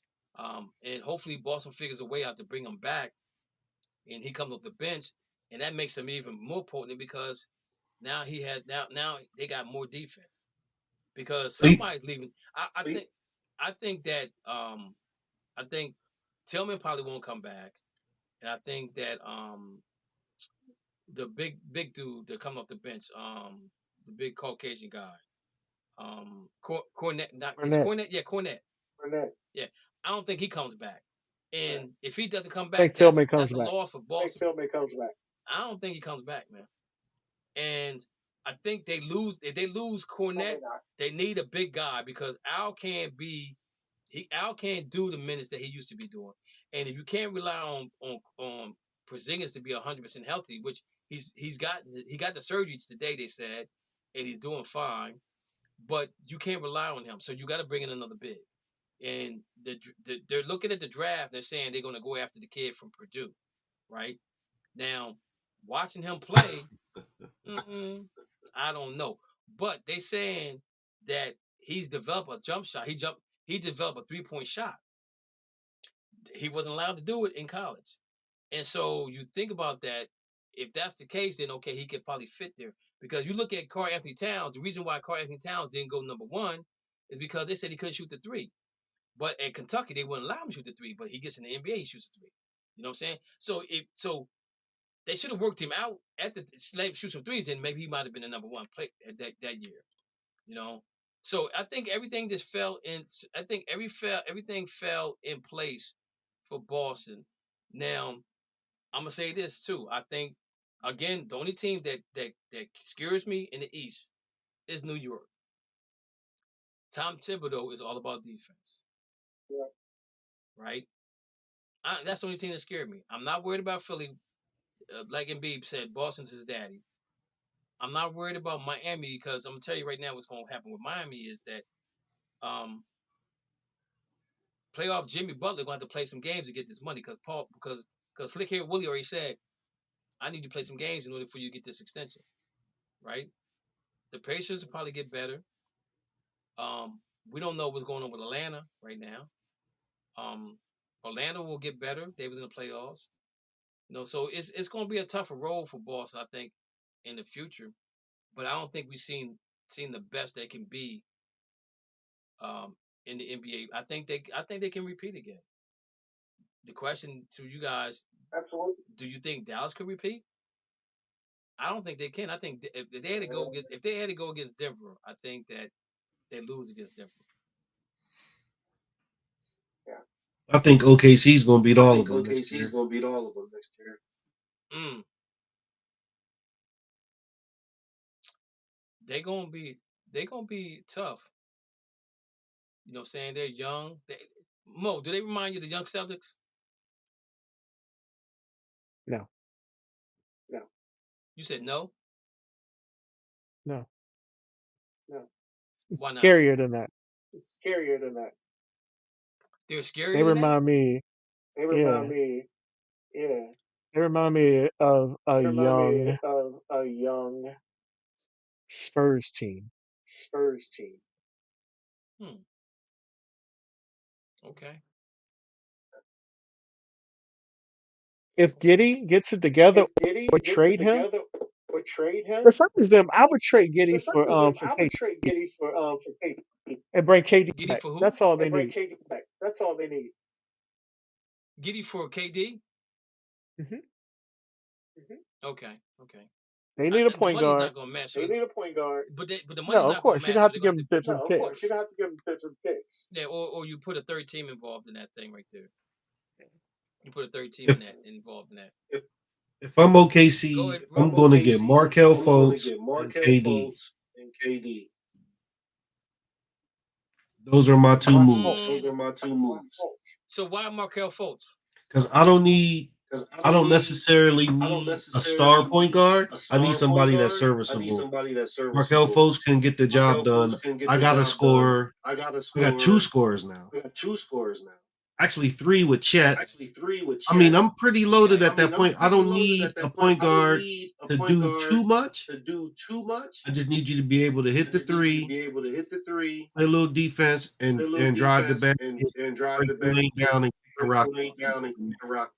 That's But kind of all I need. but then the question is, do they stay healthy? I mean, Like KD with his injury recently, like when you look at him and that trio, they didn't play that many games together. And if you add him with Fultz, I feel it's gonna be that same scenario. He got a point because if KD go there, you know he's gonna probably do low management. And my question now, even if they have KD, can they win a game? Can they win a series away from home? If they don't have the best record, can they win a 7-game series with that team that you just built up? That's the question. You know what I'm saying? I mean, I don't know. I As think long as they're they're better. healthy, you're dangerous. She's Taz said Luca probably get in the shape for next year right now. Yo, wait a minute. Did you see the emoji? Did Matthew? Did you send that to I me? saw it. Where the can of beer and Finley takes it from him. And now I know why Finley took. Now I don't know why Finley took the beer from me. He's like, yo, you too big as it is now, right? But that was the funniest ever, man. I'm telling you. Luca, Dana.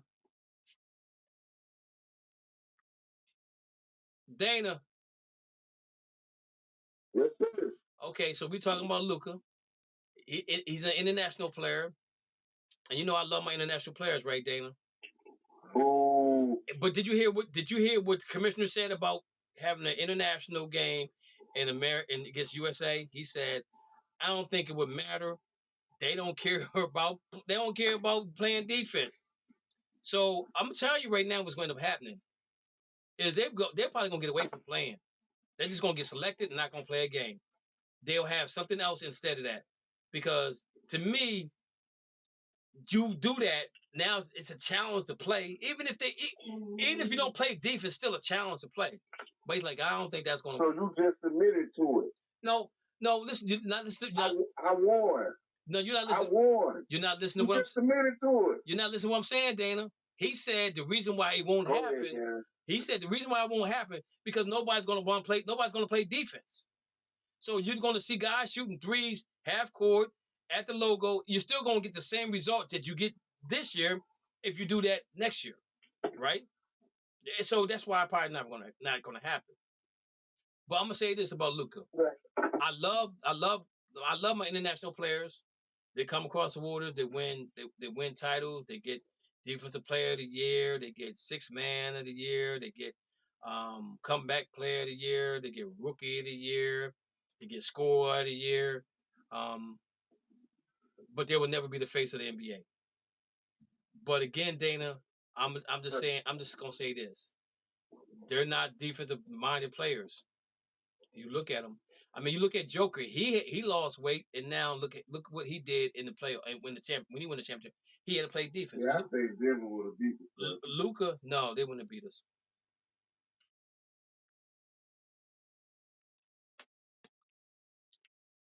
Oh, Tatum ain't tough. Tatum don't have to be tough. He just got to play defense, Dana. What you did, Tatum's a didn't champion. realize. We just talked about it, Dana. They gonna run through here. Dana, what other Dana, name us another team that has 5 players are committed to playing defense like them. I can only think of one team. But can you name a team right now? Oh man. That's committed? Oh man, you played a bunch of little scared little kids. Dana, you ain't never been there before. So that's our fault? Yeah, 2 people.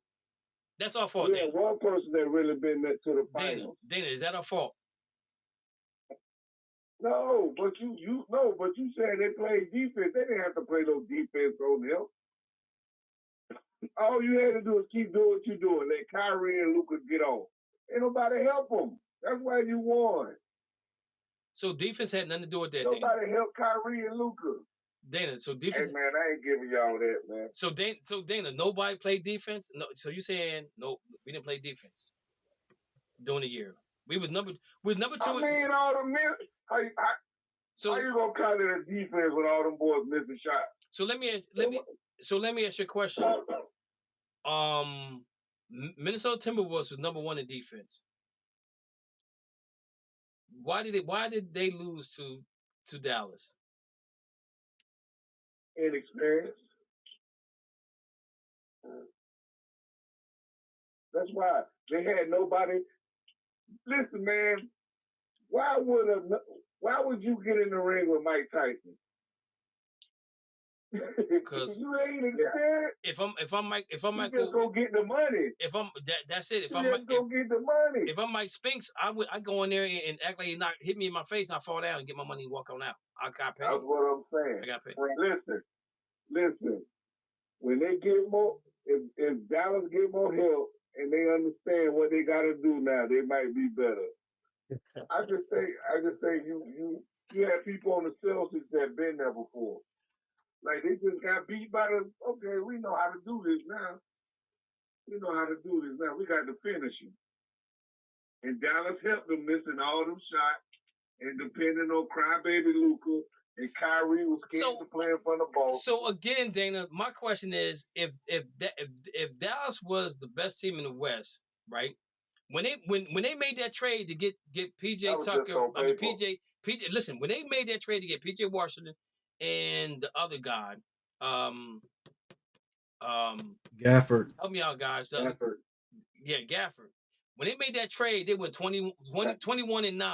So that means they played in. Where did they pick that trash up from? They went 20. Dana, they went 21-9. They played no real game. Dana, 21-9. They would not even make. They wasn't gonna make the playoffs, right? With the team they had, they made that trade. They went 21-9. So they played defense during that time period to get to where they got to. Right? That's all I'm. Am I right on that? You didn't have to play defense. You didn't have to play defense against Minnesota. Matthew, can you pull up where Dallas? You had one guy in the season where Dallas ended up. And they tried to crown him the new Michael Jordan, and he didn't do nothing. Stop making these guys bigger than what they are. When they get experience, then we'll come back to it. Your team was more experienced. That's all. I'm not disagreeing. Your team with was loaded. But Dana, but Dana, the part you're missing is this right here. Dana, please stop. This is the best. This is the best for our Cowboys.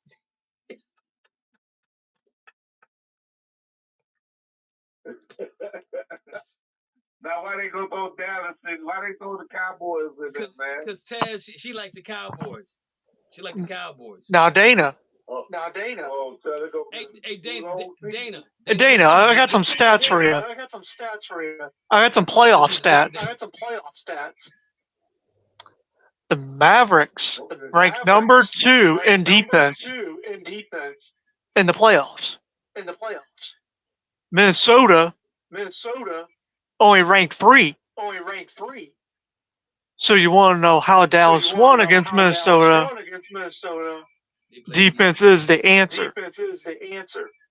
And they were being tougher, and they strategized to figure out how to solve the big towers of Minnesota.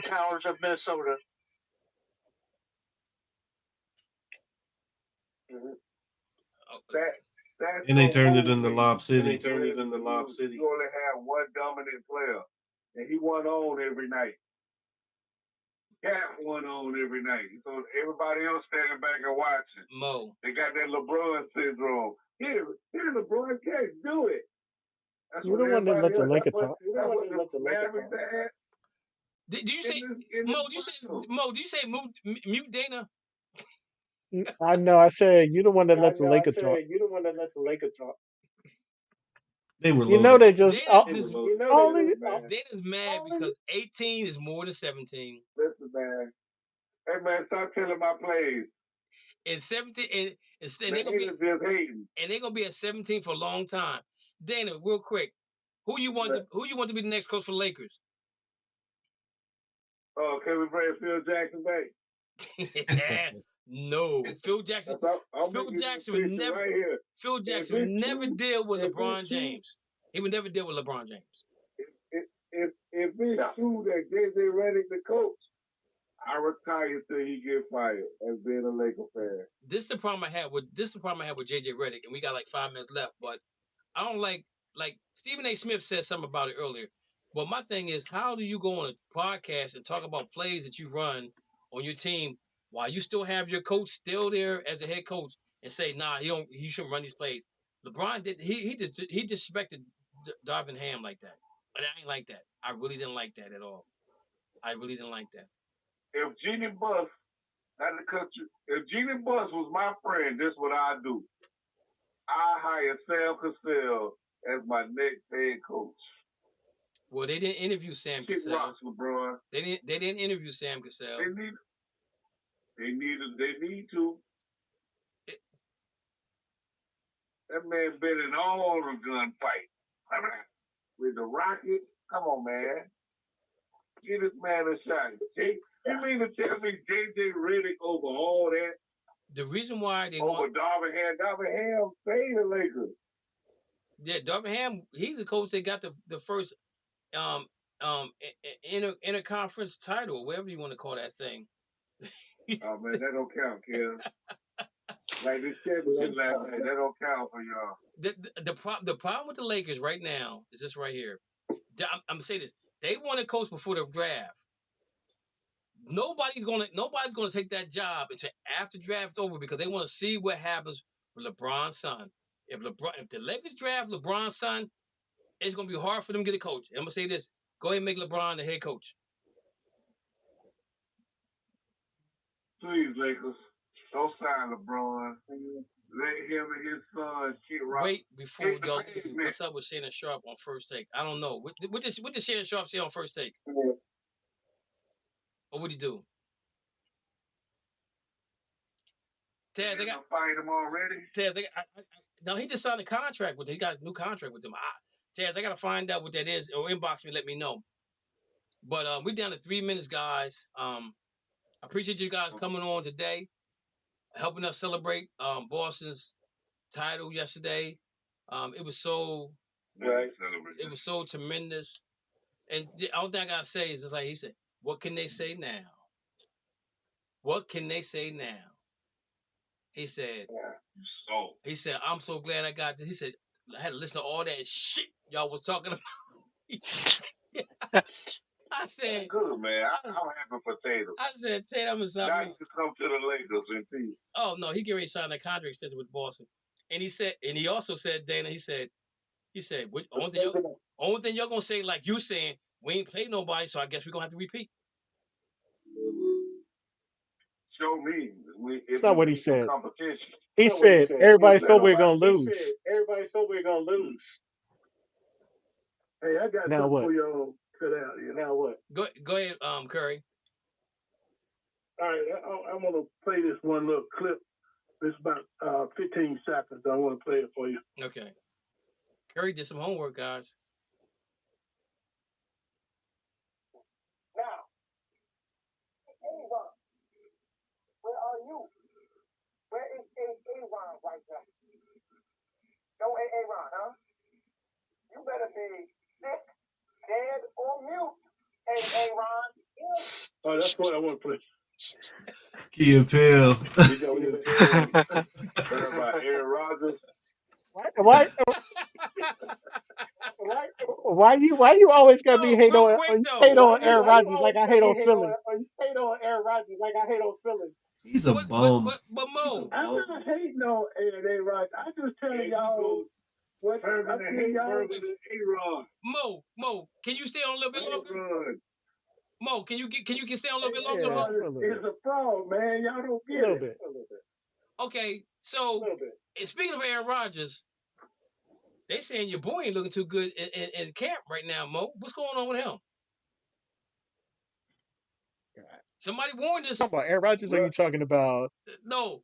You're talking about the guy. No, he ain't talking about Russ. He's talking about Justin Fields. He's talking about Yeah, the special teams player. Yeah, kick returner. Run back kicks. Yo, he said he doesn't look good, man. Somebody on the panel tried to warn us about him, and we didn't believe him. We didn't believe him. He's our backup, man. He ain't supposed to play this year. Two quarterbacks in that division. Mo, one team will have two. You think Kenny Pickett was better? Mo, Mo. My question. No, I want to answer that. Do you think Mo. Kenny Pickett was better than Russ Wilson? Are you asking me? Kenny Pickett shouldn't even been. Asking anybody. Been drafted where he was drafted. Of course he wasn't. I just need to throw. But that was our last year. Well, the reason why we all know why y'all picked up Kenny Pickett, because y'all didn't want the same thing that happened with the Dan Marino situation. The quarterback y'all let slip through your fingertips, which made absolutely no sense. It made absolutely no sense at all. I love me some Dan Marino, even though he was RoboCop before RoboCop became RoboCop. Man, leave Danny alone. I love Danny. I love Danny, man. I love Danny, but it is what it is. But Mo, forget you, Tom Brady. But Mo, let's get back to your boy. I'm trying to figure out what's going on, man. He's a backup quarterback / punt returner. So who's the third quarterback you'll have on your team? He's not a punt returner. He's a kick returner. Well, okay, kick returner. He's special team. So who's gonna be the backup quarterback? He is, and Kyle Allen's gonna be the third. Kyle Allen, who used to be the backup in Buffalo. Oh, I really think they're gonna put him in the slash role this year. There's Kyle Allen, and there's yep. And then their fourth string is John Rice Plumlee. Hey Curry, what did you say? I was seeing. I thought I saw somewhere Justin Fields was outshining Russell Wilson at this point. Nah, they ain't what we. Nah, he's terrible. He's terrible right now. And we talking about practice. We talking about practice. I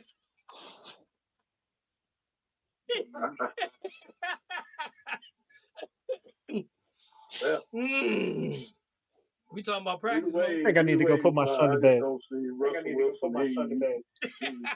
He's not taking it. I agree with you. He talking about practice. He talking about cashback. He talking about practice. Wow. All right, guys, I'm gonna let y'all go. Hey, thanks for hanging out with me for the last 3 minutes. Trust me, don't worry about it. I'm gonna get it from the Cleveland Browns. For all you guys, I'm going to the parade. I'm leaving Thursday morning. I'm driving up there, and I'm gonna have me a good time.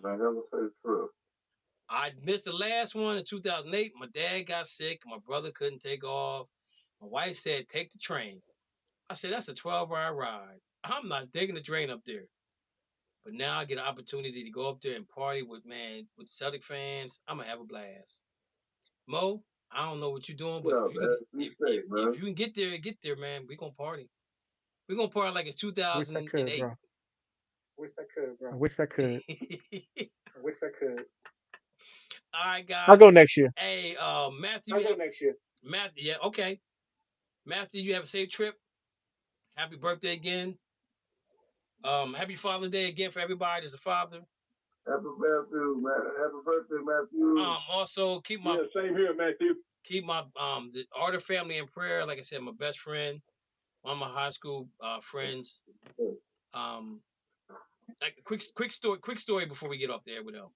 So we playing football. We on a JV football team, and I'm playing JVs because the two guys in front of me varsity players at wide receiver. I'm playing the Z back. So Derek gets in the game, right? We winning we up by 18 points. Derek gets in the game, and they call a play. He looks at me. He said, "I don't know what the play is." I said, "Just run down the field." I said, "Just run down the field, right?" And he runs down the field. And he's not paying attention, and the guy clocks him. I said, "You're supposed to pay attention, man." Because it was a run play coming toward his side, and the guy clocks him. And he said to me, he said, "Yo, I don't like football." But he stuck it out. So, but that's another story, my boy. You set him up, Kel. No, I didn't set him up. I just said, man, I didn't know the plays either, Dana. I'm gonna tell you right now, I didn't know the plays. And I put them on index cards, and I put tape over the index cards, so if they got sweaty, they wouldn't the lines wouldn't smear off. And when they call a play, I'll get him out of my stomach, look at the play. Okay, now I know I gotta run. I'm gonna be honest with you. But anyway, guys, man, I appreciate y'all hanging out with me again today. You guys enjoy the rest of your week. Juneteenth is tomorrow. I don't know how you guys are gonna celebrate it. I'm gonna celebrate it as well. Sit around the house, not do nothing. Maybe I don't know. But it's a day that we deserve to have. I gotta work. And Dana, it's a federal holiday. I know. People got to work. My son got to go to school. School? Summer program. Okay. Okay. All right. Well, you guys enjoy your day. I'll be going live on my trip up there. Now, I think I'm taking my Cadillac, so I don't know if I'm going to let anybody drive. I don't know if I'm going to let them drive my Cadillac on the highway. You know what I'm saying? Because when we get there, I'm going to park it. We're going to lift everywhere we go. But we're going to party. Woo! Man. I tapped this thing last night. Ain't a lot left. I got to buy some more. But I'm going to keep this bottle. All right, guys. Y'all, man, take care. God bless y'all. Be safe. Dana, you got some homework to find out about your boy. If he she gonna see if you can find them Watergate tapes. Got you. Me and my T-Mobile on the case, baby. Oh we man! Show y'all T-Mobile about that life. All right, where we at here? All right, gentlemen, y'all be safe. Thank you for listening to the Just Us Sports Talk Show. You have been entertained in the sports world by K. Dix from Harrisburg, Pennsylvania, the small city with a large heart, Dana the Hater Clark from St. Petersburg, Florida, and Murray E. Baskerville from Gotta Be More Careful, Baltimore, Maryland. Remember, we throw stones and we do live in glass houses. Big time players make big time plays and big time games. Stay ready to be ready. You have been listening to an In the Zone Sports Talk Radio production. Remember, you can hear us again on star107fm.com on Saturdays from 11 a.m. to 1 p.m. Eastern Standard Time. Be sure to download the Try99 TV app on any smart device and subscribe to In the Zone Sports Talk Television. The cost is $4.95. Thank you in advance for your support.